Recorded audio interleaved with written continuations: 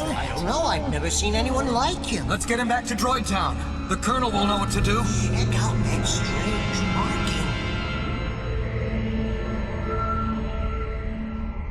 Metal Arm's glitch in the system has been a game I've wanted to talk about forever. I've never known anyone who has even heard of the game, let alone played it. So after I made my Ratchet & Clank Going Commando video 2 years ago, I really wanted to go through a bunch of PS2 games that were super impactful during my childhood. Of course, if you watched that Going Commando video, don't now, it's really bad and outdated and really cringe, you'll have seen how I went through multiple classic PS3 models to do said video. And after that, I went through even more, so I ended up putting this video off until now. Hey, Crunk, were you able to repair our mystery bot? Of course I f***ing fixed him. It was a huge pain in the f***ing waistband, cause he's some kind of custom jobby, but nothing I couldn't handle. God, this game hit me at the perfect time. I mean, what kid wouldn't love swearing robots with tons of over-the-top cartoon violence, especially if you were a huge Transformers fan like I was. Playing through this game again made me realize just how much of this style of satirical comedy formed my own sense of humor. Between this, Ratchet & Clank, and Destroy All Humans,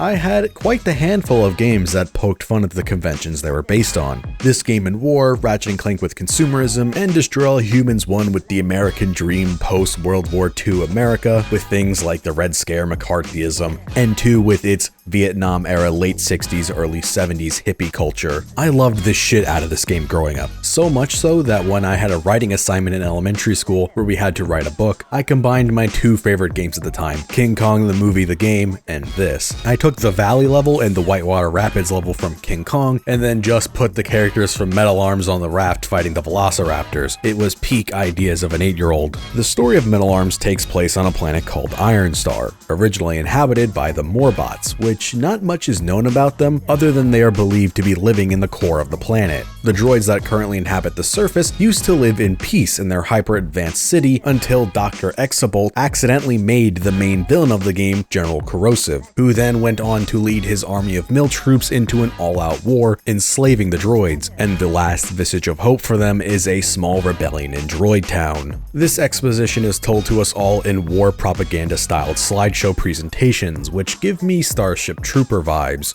Combat for this game is actually pretty standard for a third-person platform shooter, swapping through your multiple weapons and grenades with Metal Gear Solid-styled menus. I'm really not surprised that I fell in love with this game. It has a lot in common with Ratchet & Clank, following a lot of design tropes or trends for lack of a better term. And after reading some of the interviews, the president of Swinging Ape Studios pitched it to XboxAddicts.com as Halo meets Ratchet & Clank. It was originally going to be even more like Ratchet, with traveling to different planets. Similar to Ratchet, the weapons are all really varied and have their own applications. All of them are also good enough that you can just lean towards your favorite and solely focus on upgrading and using it. My biggest gripe with the combat is its lock-on and aim assist. So the game doesn't have a hard lock-on like Ratchet & Clank Up Your Arsenal, where you hit a button and a reticle would show over enemies and you would fire at them. But it also doesn't have a reticle that appears on top of enemies by itself like Going Commando does either. Frankly, most of the time I can't figure out what it's actually doing. At times, it seems like there is bullet magnetism akin to Halo or the first Ratchet & Clank, where bullets will curve to hit targets near your crosshair, but at other times it feels like it does fuck all. I played a few levels with the aim assist on and off, and I seriously didn't notice that much of a difference. The only thing that the aim assist does that makes me inclined to turn it off and keep it off is how it at times fights you to keep your crosshair on enemies. When turning your camera left or right to aim, it'll try to keep on an enemy you pass over, but it's poorly implemented and you'll find yourself fighting with it more than it actually helps. At times, it'll feel like your crosshair is stuck in the gravitational pull of an enemy it's passing over, so your camera just keeps jutting back and forth over and over as you're trying to turn left or right. It's not strong enough to be used to guide your camera movements like a rail shooter, but it also has enough heft to it that it gets in your way of operating your camera, making it hard to look around in large firefights when you need to turn your camera 90 to 180 degrees. Maybe if the game had a quick turn feature similar to third-person Resident Evil games, it would make how the aim assist works far less annoying. One of the coolest features of this game is how damage you inflict to the mills affects combat encounters. The robots in this game have a surprising amount of battle damage variations to them. For example, you can shoot a mill in the arm and this will dislocate their shoulder, so their arm swivels completely out of their control, meaning they can no longer aim their weapons. They can still fire it, but it's just going to be spinning off in random directions, leaving them a non-threat. They also put enough detail into these battle damage variations that it affects their voice lines too. You can shoot them in the head and break it off, and if they're taunting you while doing this, or just happen to be saying any of the generic combat barks, it'll distort the audio or cut it off in this cool glitchy fashion. Not many robot games have body destruction like this, and this is a game on the PlayStation 2, so I find this level of detail even more impressive. The only game that comes to mind off the top of my head that does this is Binary Domain. To talk about the rest of the game, first I have to get into platforms and the versions of this game. Metal Arms came out on the PlayStation 2, the Xbox Original, and the GameCube. I grew up with the PlayStation 2 version of the game, and going back to it now, the controls felt a lot worse than I remembered. They are really slippery, as if there is little to no friction, and the camera when turning left or right, not even in combat, has this really weird feeling to it that I can't even articulate. You would just have to experience it for yourself, but it does not feel good. So I just thought, alright, I gotta get used to it again, and it won't be an issue after that. When initially starting this video back in November of 2018, I was playing on a backwards compatible PS3, but as I mentioned earlier, I have been through 5 of those fuckers in 2 years, so I had to now record it on a PlayStation 2, and it runs noticeably worse on it. I had no concept of frame rate when I was 9, so it definitely went over my head, but now in large firefights, it's hard not to notice. So I skimmed through some long plays of the Xbox version on YouTube to see if it ran any better, and I noticed that there were a few differences between the lighting in the early levels. If you're familiar with my channel, especially recently, I have been really getting into version variations and what goes into them. Lighting can make such a difference when it comes to establishing tone of a game's world, so after seeing that the factory in level 2 has completely different lighting between the PlayStation 2 and Xbox, I needed to see it for myself. After playing both, it's very apparent that the PlayStation 2 is the inferior version. You can instantly see that the PlayStation 2 is a lot lower in resolution, leaving things looking blurry and murky. In some instances, it really helps the grunginess of this game, but overall the Xbox version looks and runs better. The trade-off with the Xbox version is that it has a lot of screen tearing, but for some reason the Elgato didn't pick up much of it in my recordings, and I have no idea why. The PlayStation 2 version also sounds a lot worse, and weirdly enough, some of the guns fire slower compared to the Xbox version, like the Spew for example.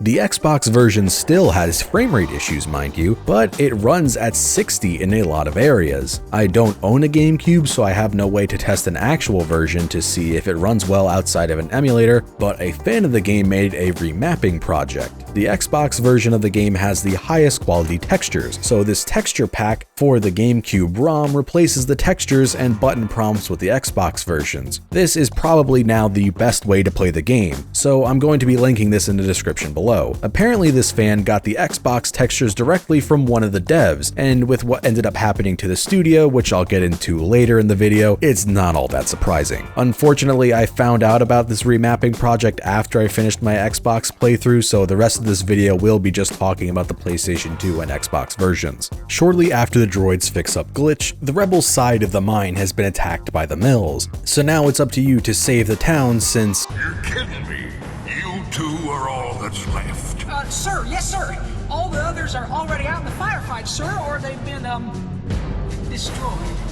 While it's a rather underused mechanic, you can recruit saved droids to fight alongside you in large firefights, which even if their AI can be shit, especially in the PS2 version from my experience, they will take away fire from you, which will be always useful. This game can be really unforgiving at times, and each area I find really difficult is for a different reason. In early levels, the game can be really hard due to having such a small health bar, so enemies rip right through you as fast as you can kill them. By the middle of the game, you have a decent sized health pool but keep running into issues with lack of ammo, and by the end of the game, You are just solo fighting an entire mill army with huge enemies called Titans, and in the final few levels they have shields that you have to break first. Oh, and these guys have rockets that explode into 4 smaller rockets.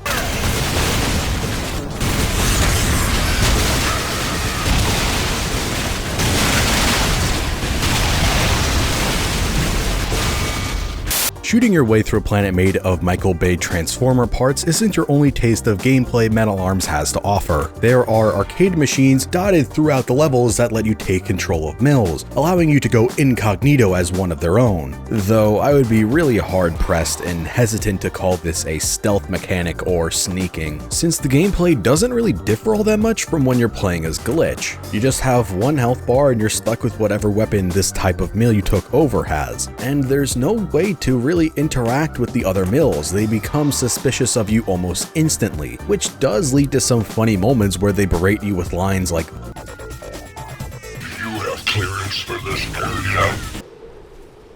Post and operation number, now! Post and operation number, now! This is one key example why I would have loved to see mechanics in this game further explored in a sequel. Maybe have it work similar to the disguise system in Sly Cooper 3, where you would have to reply to enemies with the right command, or something else that would allow you to interact with other mills. Because as is, you just walk around and then get to the destination and destroy whatever you need to destroy to move forward as Glitch. Taking over enemies does become really fun and rewarding once you can take over the more unique enemy types like the Titans or the Flying Mills, which vary up the gameplay in a way that doesn't feel like you're playing a gimped version of Glitch.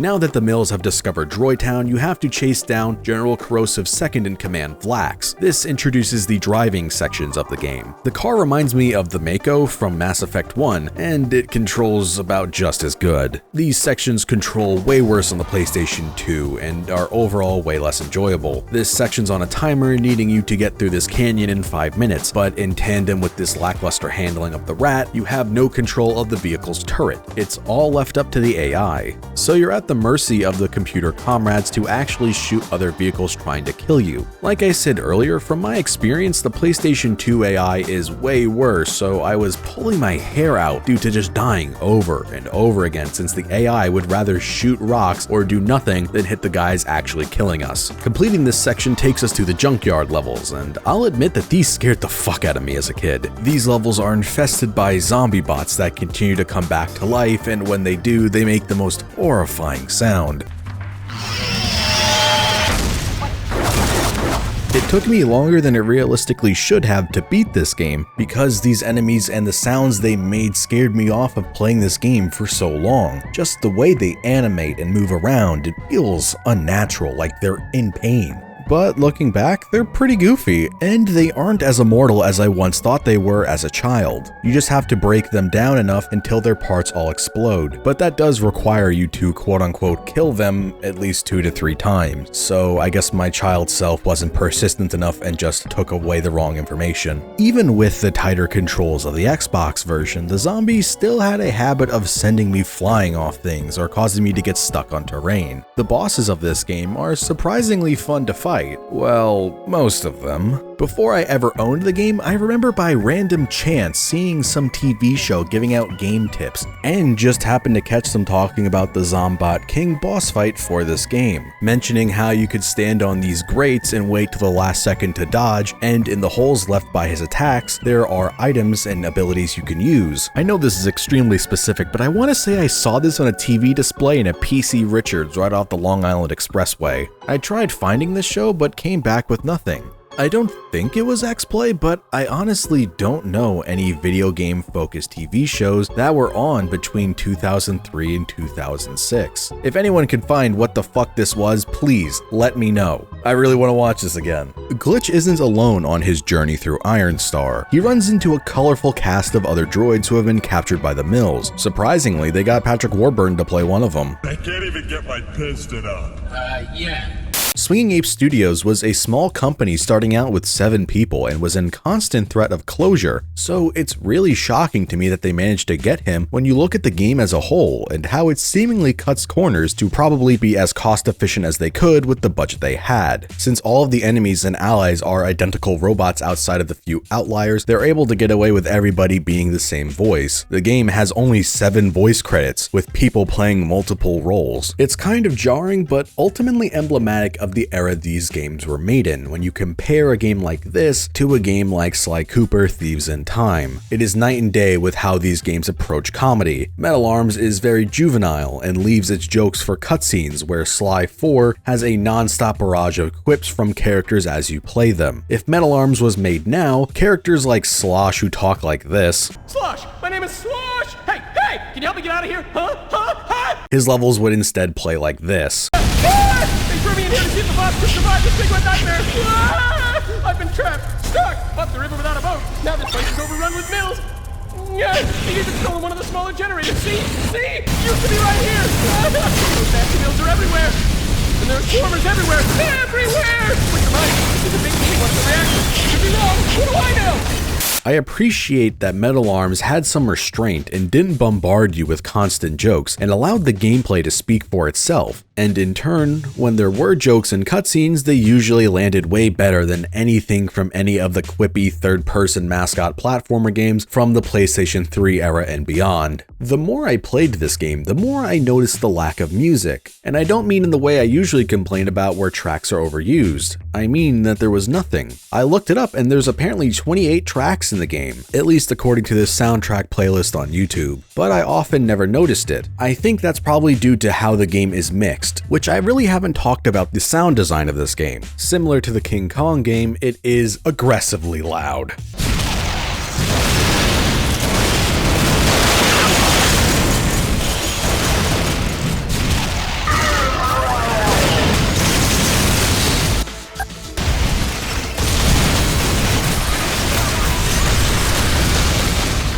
Listening back to my recordings, I can actually catch some of the tracks, but holy shit are the guns so loud in this game. It's great, I love it, they're super punchy. All of the sound effects, from explosions to people dying to how cars move, they're all just really nice and have a good weight to it and help sell things even if they aren't that weighty feeling in actual gameplay. It just goes to show how important the sound is to your game, because even if your game might not have the most satisfying feel to it or the animations aren't as weighty and punchy as you would hope, the sound effects can really pick up the slack. Though I should note that a lot of the tracks are more focused on ambience, and like I said in the previous paragraph, with the lack of intrusive dialogue and exposition dumps while exploration is happening, it lets the gameplay and the environments do the talking when establishing tone. Though the tracks I did manage to catch during gameplay were bangers and remind me a lot of Ratchet & Clank 1's soundtrack, so you can't go wrong there. The one place I think the game ever really falls short is sadly at the very end with the final fight against General Corrosive. Corrosive has been hyped up this entire game as such an all-powerful force to be reckoned with that took his creator Dr. Cvit hostage, but in reality, Cvit has been evil this entire time and Corrosive is just his tool. Corrosive is basically just a big dumb monster that roars at you and beats his chest like a gorilla.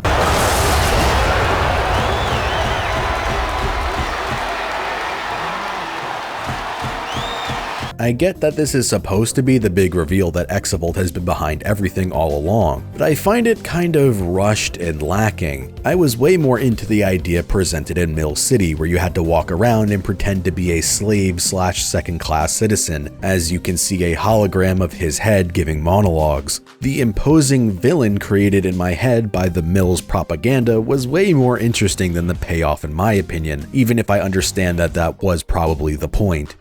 Okay, so the reveal didn't land for me. That's one thing. The bigger issue is that his boss fight is easily the worst in the game. Yeah, the Zombot King fight can be a little unclear with how you have to damage him and if you're even damaging him in the first place, but Corrosive is straight up just not an enjoyable level. The thing is, you can't actually fight Corrosive. What you need to do is take control over him with a terminal like you've been doing throughout the game, but you need 4 chips to activate the arcade machine. The 4 chips are hidden throughout the arena in little boxes that you have to shoot and explode. That's it. That's all you have to do. Then you can take control of him, and he's honestly pretty stiff and lumbering. If you watched the previous episode of Forgotten Classics, I talked about how everything surrounding Kong's gameplay set it up to be as satisfying as possible. With slowdown, camera movements, the impact feedback from attacking people, Corrosive sadly lacks all of these things. The camera feels really awkward when you're fighting a bunch of the enemies that just feel like they're just out of reach and you can't seem to swat them out of the air. I kept getting this feeling that I really couldn't tell the actual distance and elevation between me and my enemies, and I think this is due to a combination of where the camera is placed behind Corrosive, your lack of 360-degree camera control around him, your only projectile is these rockets which feel like they have a very narrow hitbox against flying enemies that are really fast, your stomp is really short range, and your swing with your fist is the smallest, most limp thing I've ever seen coming from a giant monster. It's like he's shaking his fist in the air asking for more pictures of Spider-Man. I feel like if the controls were just better, this would have been such an amazing finale to the game. But as it is, it feels like a real chore to fight these enemies while you're waiting for the timer to tick down. After this section, you can now have a real boss fight with Corrosive because he no longer has his super impervious armor or whatever that made it so you couldn't damage him in the first fight. And it's kind of nothing. You just kite him around the arena until he falls over, and that's the end of the game. It ends on an obvious sequel stinger with Cvit flying away in a ship saying that he isn't through with Glitch, and the credits roll.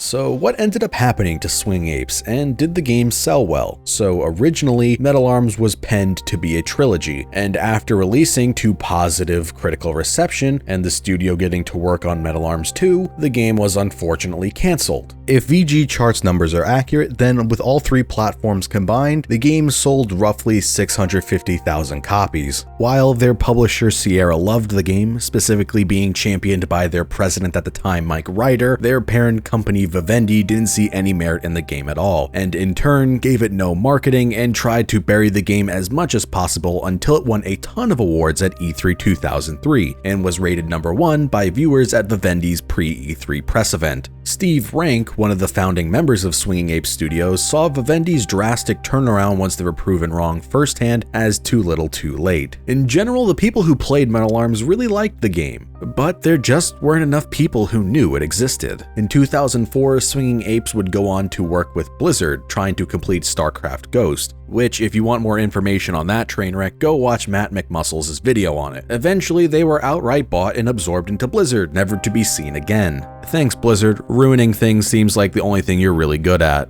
Do you guys not have phones? Yeah, you guys all have phones, right? Rank mentioned in his Destructoid interview that he had no idea where the IP lays, since Vivendi was eaten up by Activision in 2007, and then Blizzard was bought by Activision in 2013. He tried buying the IP from Vivendi multiple times, but they wouldn't part their way with it, to which Vivendi went on to never do anything with the IP ever again. In the same Destructoid article, Steve Rank went on to give some information on what Metal Arms 2 was going to be. So to close this video out, I want to go over what the game could have been. So in this game, it was going to outright confirm that Glitch was made by the Morbots, which explained the marking on the back of his head that was never touched on again after the opening of the first game. Corrosive was then going to be revealed as Glitch's brother, which sounds really dumb when I say it out loud, but they probably could have made it work. Corrosive was also made by the Morbots and not Cvit, who was just a pawn in a larger scheme made by the Morbots, but sadly Rank didn't divulge what their plan was. Once Glitch found out he was tricked into killing his own brother by his creators, he was going to fight the Morbots and settle the score. Metal Arms Glitch in the System, a game that never got its chance to be a success, constantly shot down and held back by stuffy businessmen that could care less about the game, and then when tried to breathe life back into it, they denied and held the series' future hostage. I am convinced that if the series was given a second chance and they were able to make the sequel, it would have been amazing and I'd be singing its praise from the mountaintops as one of the best PlayStation 2 games, like I do with Ratchet & Clank Going Commando. I'd love to see a remaster for this game that fixes the performance issues and would allow me to show Activision that there are people out there that care and would love to see this series continued. But realistically, Metal Arms was a product of its time, a time long since past, and even if by some miracle it was able to return, I don't think they could recapture the magic 17 years later, when tastes, sense of humor, and design philosophies have changed so much. I fear it would go the way of the modern revivals of PS2 era mascot platformers, missing the point of what made the original so great, or just becoming tech demos for new console hardware. Could you imagine a ray trace glitch with hyper sanitized high fidelity graphical environments with obnoxious levels of bloom? Metal Arms' aesthetic is deeply rooted in rusted industrial plants and wastelands, the polar opposite of the photorealistic and high fidelity 4K graphics that all AAA studios are unfortunately obsessed with at the moment. Having characters non-stop talking because if you aren't making clips 24/7 to remind players that this is supposed to be a funny game, how else are they supposed to know what to think? At the time of recording this, Crash 4 is a week away from release, so maybe that'll come out and it will prove that new mascot platformer games can be made and still keep the magic of the originals. If it wasn't already obvious enough, I cannot recommend this game enough. Yeah, it's rough around the edges, but it's absolutely worth your time. Unlike the King Kong video, I didn't really talk too much about a lot of the really cool areas of this game, so I would hope that you would go check them out. As I mentioned earlier, your best bet is to emulate the GameCube version and use the remapping project to make the game really pretty. If you don't want to do that, I guess you could buy this off the Xbox Live store, or you can hunt down a secondhand copy of the PlayStation 2 version. If you've made it this far into the video, I just want to say thanks for watching as always. If you really liked the video, I just ask, please pass it around, because from watching this, maybe somebody will eventually find their new favorite game. If you really like the channel, maybe consider becoming a patron on Patreon. All patrons get access to my videos a day early, and I'm now going to shout out my $5 and up patrons who really help support the channel. Bully, Comrade Fox, Tristan the White Wolf, Common CJ, Matthew Elliott, Dusty the Zombie, Filthy Finger 69, Clivermort, Fies, William Moore, Mr. Kill Jr., Tyler Schertzer, Some Panda, Poke Joke S, Joshua DiLarino, Chichometrius, Ben Johnson, Sarah Chan, Oods of Nudes, Fish Kami, Joan Eisen, Alejandro Benitez, Star Fox, Flarbu, and Mitchell. Thanks so much, guys. If you are a card game player of any kind, I have a TCG Player affiliate link in the description below. Any purchases you make using my link will give me a small kickback, so it's another way to easily help support the channel. As for what's next, I don't think I'm going to make it a forgotten classic, but in the same vein of this video and the King Kong video, I do want to talk about Neopets The Darkest Fairy for the PlayStation 2. You could also check my Twitter just to see what other videos are coming out soon, and I do have a few things planned for Halloween, so hopefully I'll get them done in time. As always, thanks for watching and see you next time.